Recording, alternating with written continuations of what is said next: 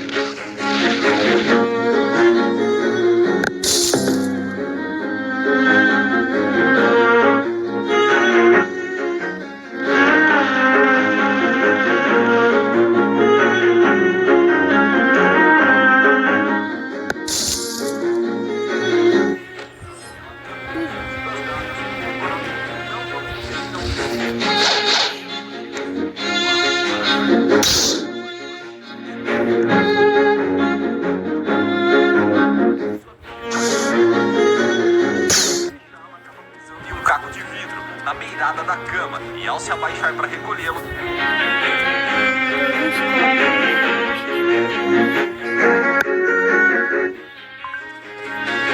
Código de XP no Block Code.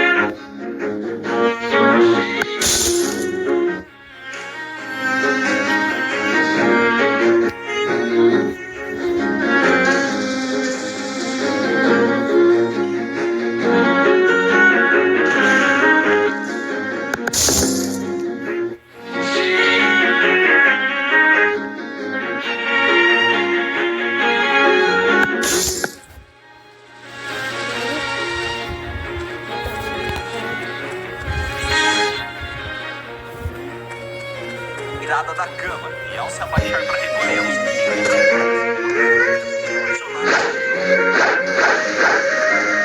ela passa a dar explicações sobre o que são aquelas coisas.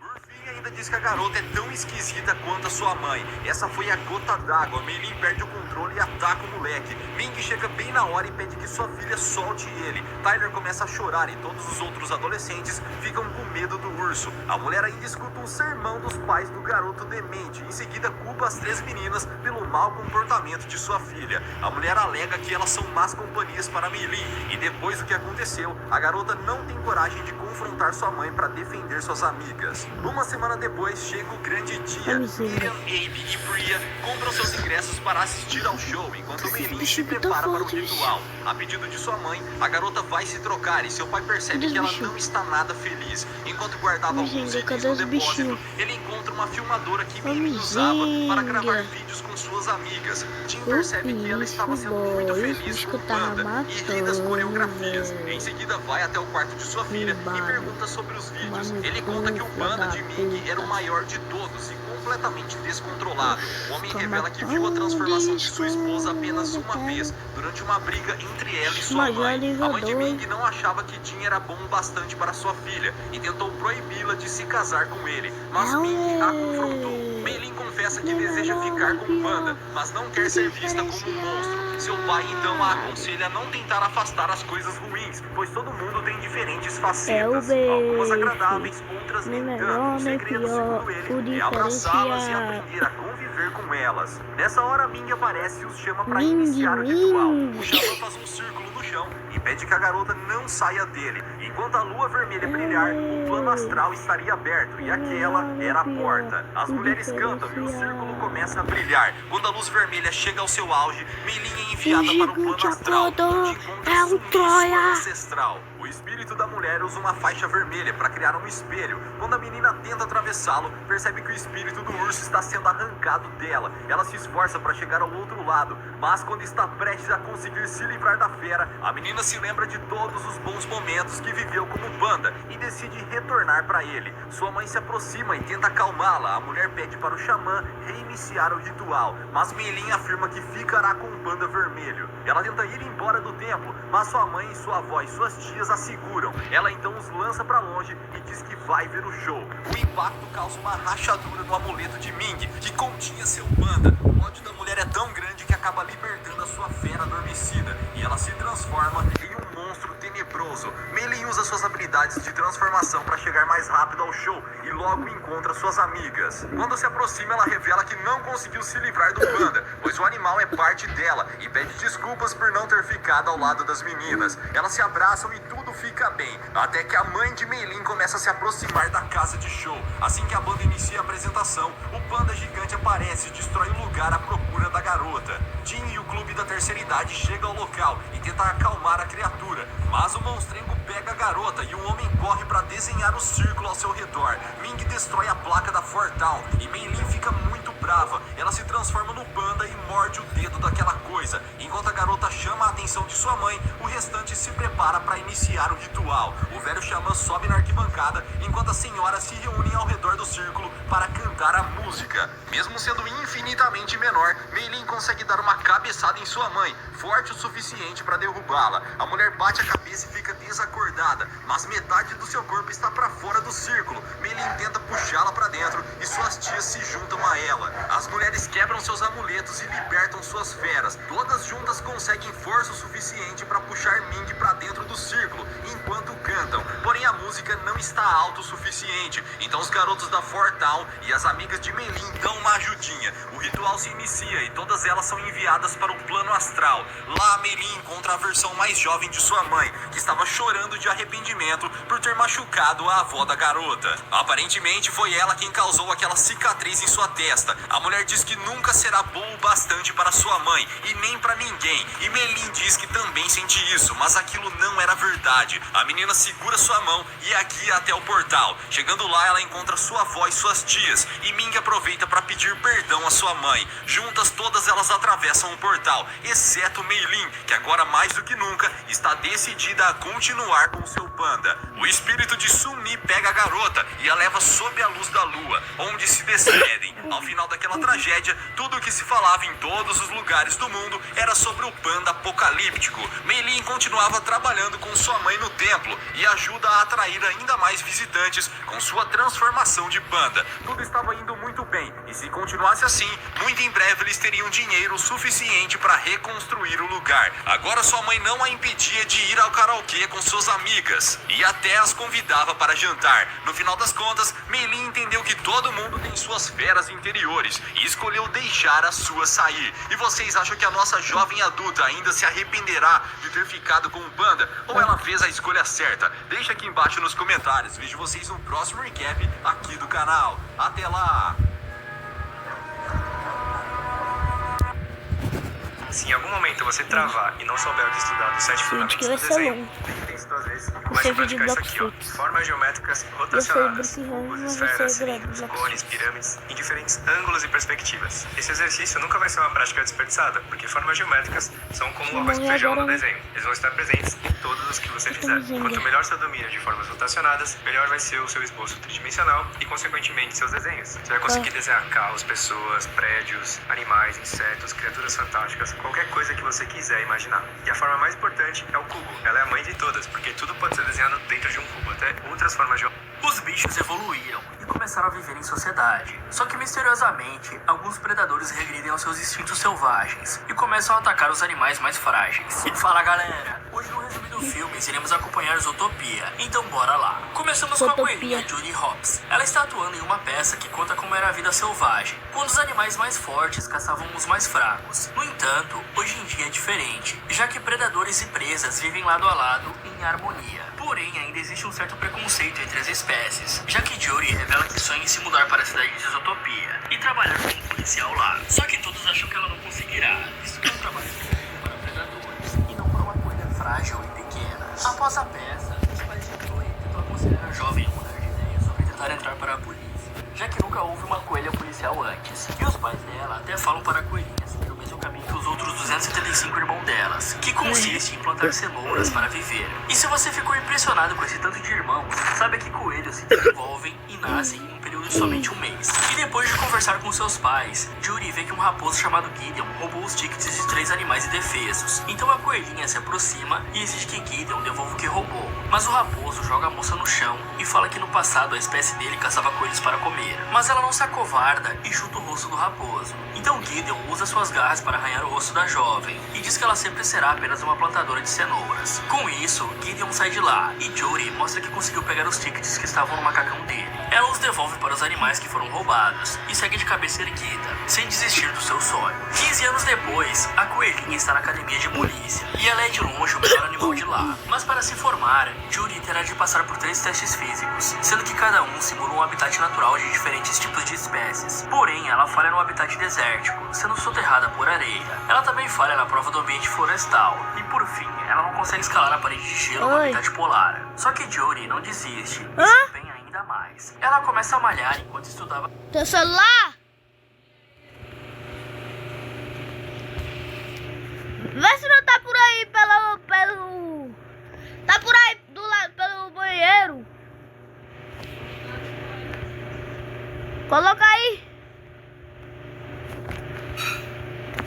As leis e usa sua inteligência para superar a desvantagem física que tem. Na prova do gelo, a coelhinha pula na cabeça dos outros animais para escalar a parede. Já na prova de combate, ela faz um rinoceronte socar o próprio rosto e assim vence a luta. Passamos para o dia da graduação. O prefeito Leonardo explica que o projeto que ele criou para a inclusão de mamíferos resultou na formação da primeira oficial coelha. Então a vice-prefeita coloca o distintivo em Jory e o pai dela até se emociona. Após isso, os pais da jovem a alertam para tomar cuidado com os predadores e eles oferecem para ela várias armas de defesa pessoal anti-raposas, já que as raposas são os principais predadores dos coelhos. Mas ela pega só o spray de pimenta para agradar os seus pais, e até argumenta que o fato de Gideon ser um idiota não tem a ver com a espécie dele. meio que quebrando esse preconceito que ainda existe na sociedade dos bichos. Então Juri entra no trem e parte para a cidade de Zootopia. E logo ela coloca uma música da cantora Gazelle para escutar. Chegando no local, nós podemos ver que a cidade é dividida em diferentes habitats, para agradar todas as espécies que vivem lá. Com isso, Juri desce do trem e vê várias espécies convivendo em harmonia. E a cidade é toda adaptada para satisfazer as necessidades de cada animal. No dia seguinte, a jovem acorda cedo e chega na delegacia para seu primeiro dia de trabalho. Então um leopardo chamado Garra Mansa diz que a coelhinha é fofa e ela conta que coelhos não gostam de serem chamados assim por outros animais. Após isso, ela se reúne com os outros policiais e vemos que Juri é a única que não é um predador lá. Então o chefe de polícia Bobo chega e alerta que tem 14 predadores desaparecidos e que isso precisa ser resolvido urgentemente. Porém o chefe deixa Juri fora do caso e a designa como guarda de trânsito. Ela até tenta argumentar que pode ajudar nos casos de desaparecimento e que foi a melhor aluna da sua turma na academia de polícia. Só que Bobo não dá importância para isso. Então ela acaba se conformando e começa a aplicar várias multas para se destacar e ser promovida. Sendo que antes do almoço, a coelha já tinha aplicado 200 multas, inclusive uma para ela mesma, que acabou deixando o tempo do paquímetro expirar. Até que Juri vê um raposo suspeito e o segue até uma loja de sorvete. Entretanto, ela percebe que Nick só estava tentando comprar um sorvete para o seu filho que está de aniversário. Mas o atendente, que é um elefante, se recusa a atender um raposo. Porém, ele explica que o seu filho é fã de elefantes e por isso que foram nessa loja. Então a moça se mete e diz que é uma violação do código sanitário manejar os sorvetes com uma tromba desencapada, já que pode contaminar os alimentos com ranho. Com isso, o elefante decide atendê-los para não ser multado, e a coelhinha até paga o sorvete, já que Nick esqueceu a carteira. Então Juri se despede deles e diz que não consegue aceitar esse preconceito que alguns têm com as raposas. Só que mais tarde, ela está aplicando multas e vê que os dois estão derretendo o picolé, e a suposta criança está até dirigindo a van. E após o seguir, ela descobre que ambos usaram um picolé grande para produzir vários picolés menores, e assim eles os venderam para os hamster ricos que trabalhavam no banco. E ainda por cima, ambos pegaram os palitos do lixo e venderam como se fosse madeira de construção para os ratos. Depois disso, Nick está dividindo o lucro com seu parceiro, que estava se fingindo de criança. Então Juri confronta o raposo e o chama de mentiroso. Ela até tenta prendê-lo, só que Nick diz que tem permissão para vender produtos e tem até notas fiscais, tudo conforme a lei manda. Juri fica de mãos atadas e Nick é apelida de Cenourinha e diz que o sonho de igualdade dela é bem bobo e que a coelha nunca será uma policial de verdade, só uma guarda de trânsito. De noite, Juri está no seu quarto e esquenta uma cenoura congelada para comer. Mas ela muda de ideia ao ver que a cenoura não é fresca como as de sua casa. Então os pais dela ligam e Juri tenta fingir que está feliz e satisfeita com tudo. E logo os pais dela percebem que a coelhinha está usando um uniforme de guarda de trânsito e ficam felizes com isso, já que assim ela ficará mais segura e não se envolverá com os criminosos. No dia seguinte, Juri continua aplicando multas e em troca só recebe xingamentos das pessoas que foram multadas. Ela está bem desanimada com isso, mas de repente a coelha vê um criminoso em fuga e decide persegui-lo para recuperar a mercadoria roubada. Eles correm por Zootopia e chegam até um bairro só de ratos. E o Duck e Doninha começam a usar os carros dos ratos como patins. Então ele sobe em cima de um prédio e quase o derruba, se não fosse pela policial Juri. E em seguida, Duck pega uma carona no trem para tentar fugir, mas a coelha o alcança e o tira de lá, fazendo com que o cara jogue uma rosquinha gigante na direção dela, que quase acaba esmagando uma ratinha se a policial não a salvasse. Após isso, ela leva o criminoso para a delegacia. Porém o chefe Bobo não fica nada feliz, já que segundo ele, Juri incitou o pânico na cidade e expôs os ratos ao perigo. E tudo isso só por causa de 2 dúzias de cebola. Contudo, a mulher do Hammett Lontrosa invade a sala e implora para que achem o seu marido. Mas Bobo explica que todos os detetives estavam extremamente ocupados. Então Juri se oferece para achar o cara. Mas Bobo fica bem zangado e demite a moça por insubordinação. Porém, a vice-prefeita Bellwether chega bem na hora e diz que o projeto de inclusão de mamíferos está dando certo, o que impede Bobo de demitir a coelha. Bellwether até fala que as presas precisam ficar unidas e que a coelha pode contar com ela. Só que após isso, Bobo fica a sós com Juri e diz que ela mesma deve se demitir se não achar o Lontrosa em 2 dias. E a coelha aceita essa aposta. Mais tarde, a jovem olha a ficha do desaparecimento do Lontrosa e percebe que tem um total de 0 pistas e 0 testemunhas. Porém, ela olha a foto do último local que o Lontrosa foi visto e percebe que Nick estava lá, já que tinha vendido um picolé para o desaparecido. Então ela vai falar com o raposo, mas ele se recusa a cooperar e até se gaba, dizendo que está trabalhando e que ganha $200 por dia desde os seus 12 anos. Contudo, Judy revela que gravou essa última fala e que isso enquadra Nick como sonegador de impostos, já que ele não declarou que ganha tanto. E após ser chantageado, Nick leva Judy até o local em que o Lontroso estava indo depois de comprar o picolé. Então Yax, o atendente, olha a foto do Hammett e diz que não o vê há uma semana, mas leva ambos até a estrutura de yoga que pode os ajudar. Só que a policial fica constrangida ao perceber que o local é um clube de naturalismo, ou seja, os bichos estão da mesma forma que vieram ao mundo. Em seguida, Judy conversa com os peladões e descobre que o Lontrosa entrou em um carro branco e luxuoso, depois que saiu do clube de naturalismo. Ela consegue até mesmo a placa do veículo, graças ao Yax, que tem uma memória de elefante. Mais tarde, Nick diz que tem um amigo chamado Flecha, que trabalha no departamento de trânsito. Então ambos vão até lá para rastrear o carro. Porém vemos que todos os atendentes são preguiças, inclusive o Flecha, que demora uma eternidade para atender a Judy e para digitar os caracteres da placa do carro. Nick até conta uma piada para o Flecha, mas a preguiça só entende e começa a rir após vários segundos. Então o Flecha finalmente imprime o bendito registro do carro, que informa que o veículo é uma limusine e que está estacionado na Tundralândia. Com isso, Judy sai do departamento e percebe que já escureceu, graças ao atendimento veloz do Flecha. Logo, ambos chegam no serviço de limusines da Tundralândia e pulam a cerca para entrar no veículo. Lá eles percebem que houve uma luta nos bancos de trás, visto que estão repletos de marca de garra. Judy também acha a identidade do Lontrosa no chão do carro, e Nick vê uma caneca com um B estampado e se assusta, já que aquele B é o Sr. Big, que é o maior chefão do crime de Tundralândia. Então dois ursos polares aparecem e levam ambos à força até a mansão do Sr. Big. E Nick explica que tem um passado ruim com o chefão, já que vendeu um tapete de luxo para o cara, mas não mencionou que tinha sido fabricado com pele de gambá. Na sala do Sr. Big, vemos que ele é só um ratinho, que de Big não tem nada. Eu sei que vocês não conseguem ouvir, mas ele fala igual ao poderoso chefão. Mas espera aí que o editor vai dar uma força pra vocês.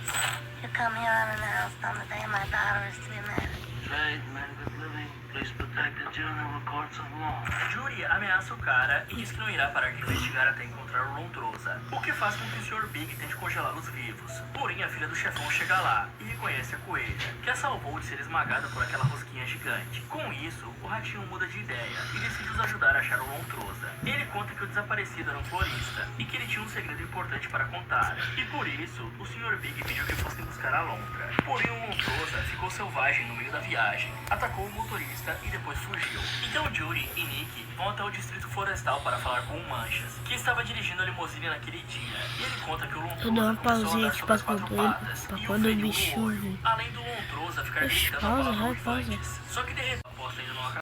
Botei, galera, de novo. Revela que era como Judy. Ele tinha o sonho de entrar para os escoteiros quando ainda era criança, sendo que ele seria o único predador do grupo. Mas quando chegou o dia da inicialização, os outros membros dos escoteiros discriminaram Nick por ele ser uma raposa e até colocaram uma focinheira no rapaz. E após isso, ele jurou que nunca mais seria passado para trás e percebeu que não importava o quanto ele se esforçasse, o mundo sempre o trataria como um raposo. Quase todo aplicativo de música tem uma playlist genérica de academia, mas o YouTube Music tem playlists personalizadas, sem anúncios e que ainda se encaixam no seu estilo e no seu exercício. Bora treinar reivindicador. Conheça o YouTube Music Free. Faça um mês de teste grátis. Raposo traiçoeiro. Mais tarde, Judy tem a ideia de ir falar com a vice-prefeita para conseguir ter acesso às câmeras das ruas e ver o que aconteceu com o Jaguara. E normalmente, Judy teria o acesso às imagens, já que ela é policial, porém Bogo negou esse direito a ela. E quando eles chegam lá, vemos que o prefeito está tratando Bellwether bem mal, apesar do cargo dela, e a ovelhinha decide ajudar os dois com as câmeras. Ela até fica bem animada por estar participando da investigação, e conta que a rotina dela é a de uma simples secretária, já que o prefeito só a usou para ganhar os votos das ovelhas. Então o prefeito a chama e ela deixa a sala, e logo Judy e Nick descobrem que os uivantes que o Lontrosa falava eram lobos e que eles levaram o Jaguar até um local bastante remoto. Com isso, ambos vão até esse lugar, que está sendo vigiado pelos lobos, e a policial tem a ideia de uivar para imitar um deles, e assim todos os outros lobos começam a uivar também, o que faz com que Nick e Judy passem sem serem vistos. Eles entram no local e percebem que é um hospital, e lá os predadores selvagens estão presos em gaiolas,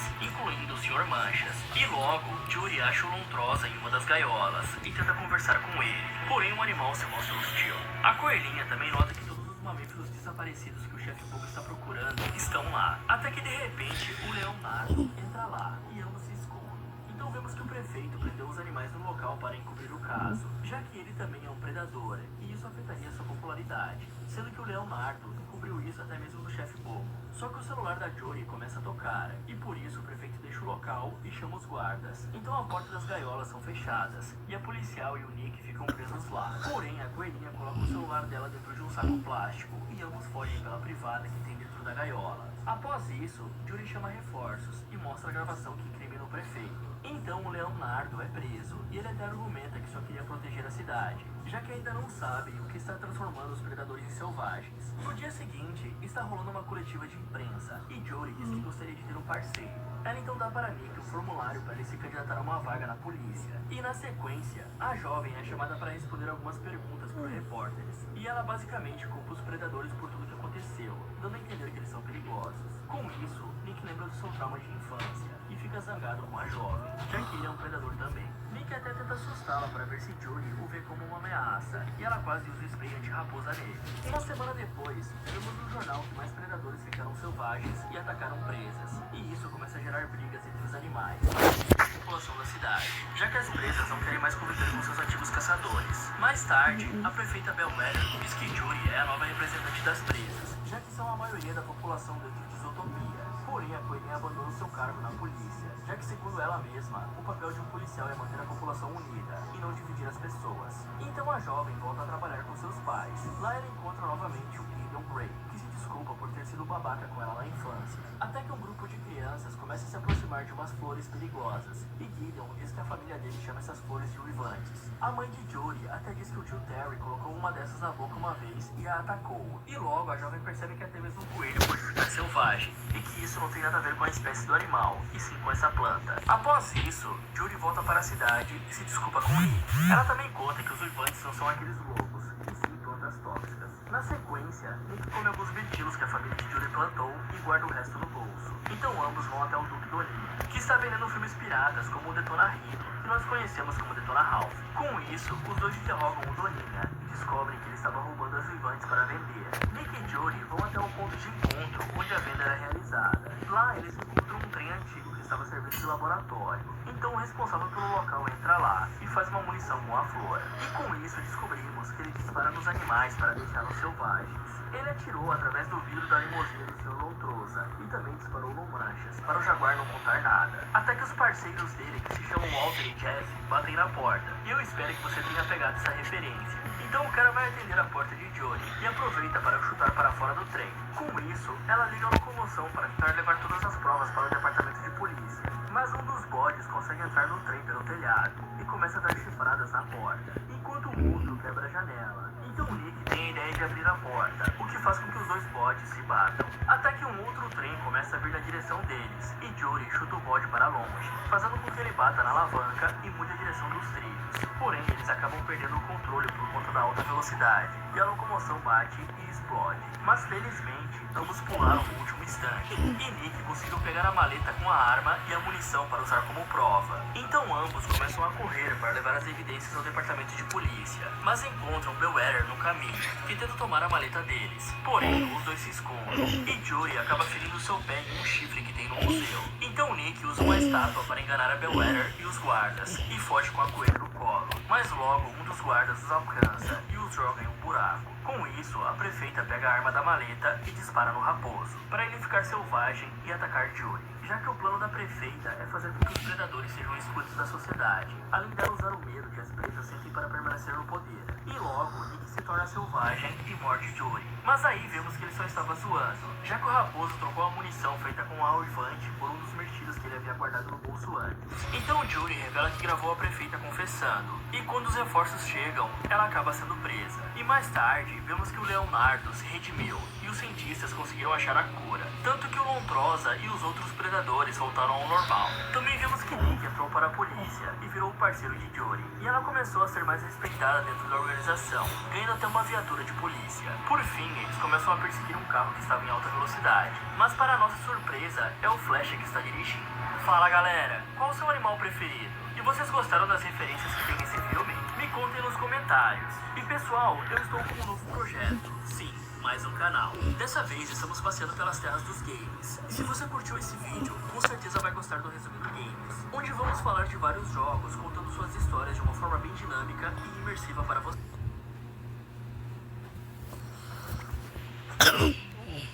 Você quer um presente?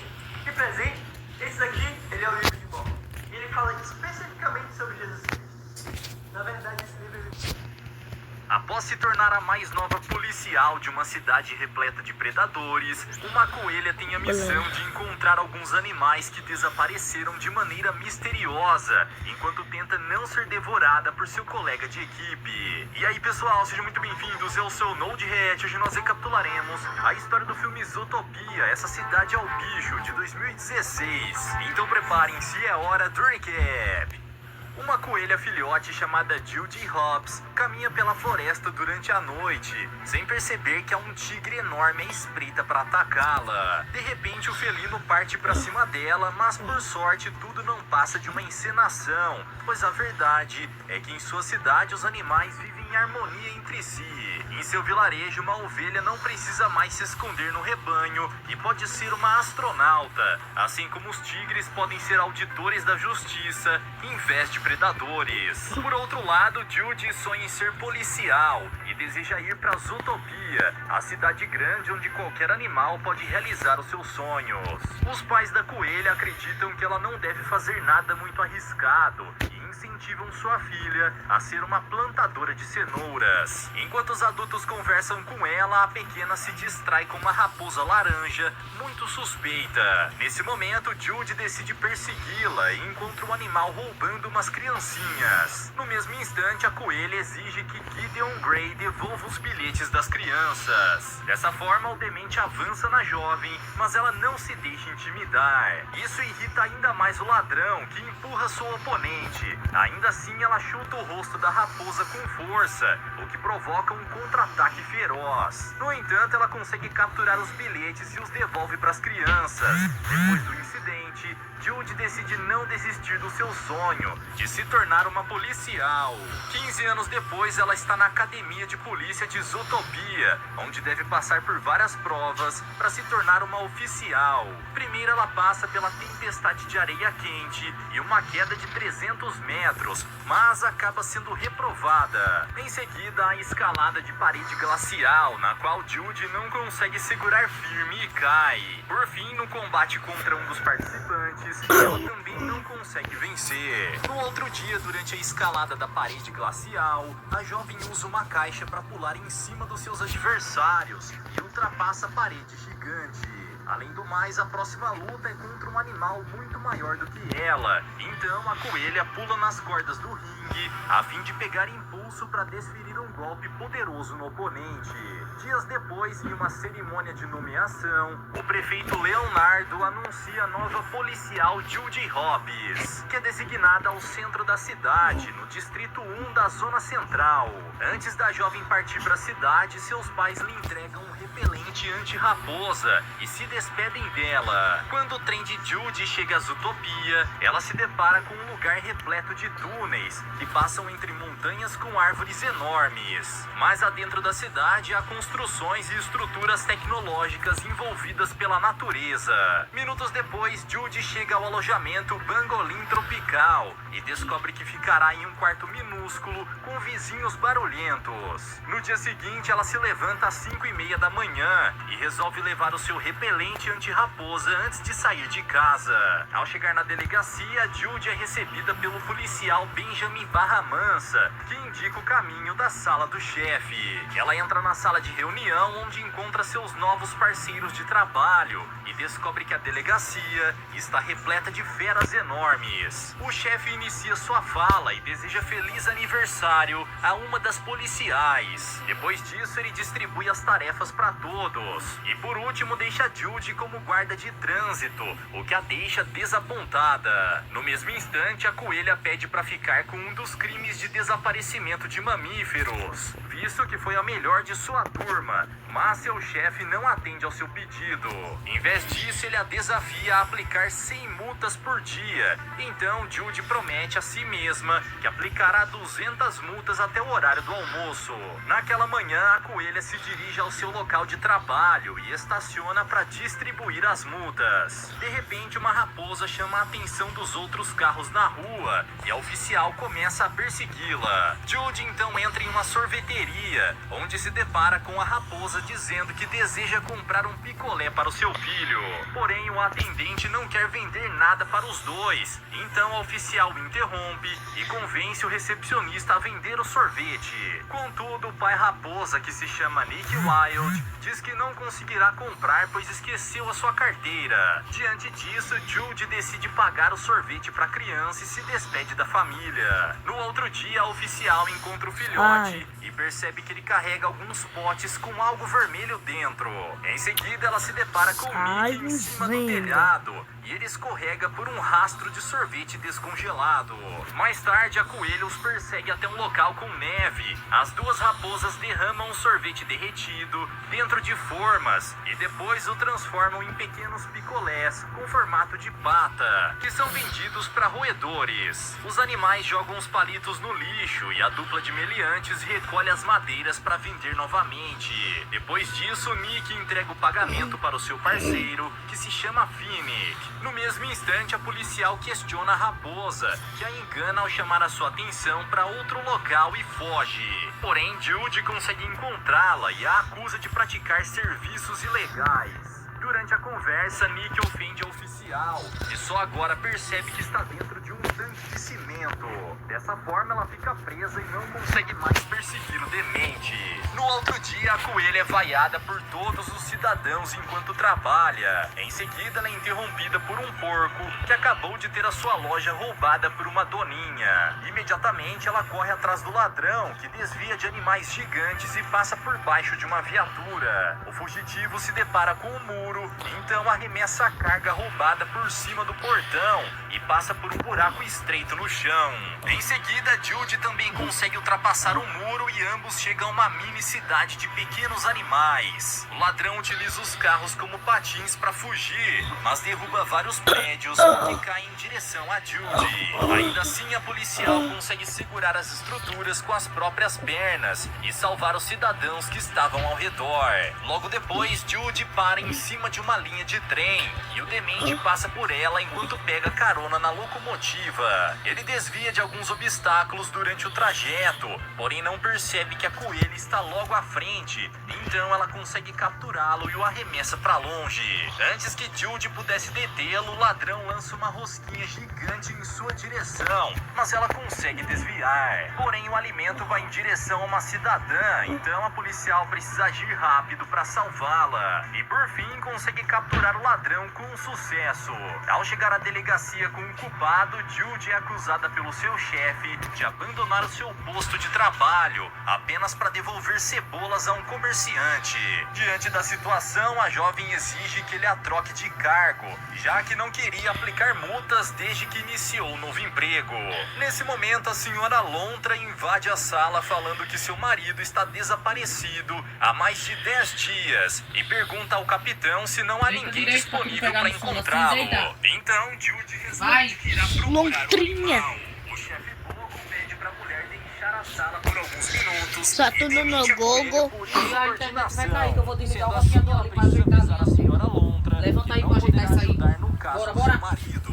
No entanto, quando a policial abre a porta, eles se deparam com a vice-prefeita da cidade, que já avisou o prefeito que está no caso do desaparecimento. Essa situação deixa Bogo sem outra escolha, a